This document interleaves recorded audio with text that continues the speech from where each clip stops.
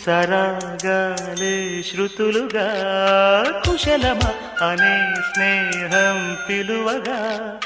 కిలకిల సమీపించే సడులతో ప్రతి పొద పదాలే పలుకగా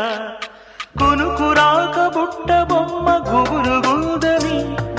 వనములేచి వద్దకొచ్చి నిద్రపుచ్చని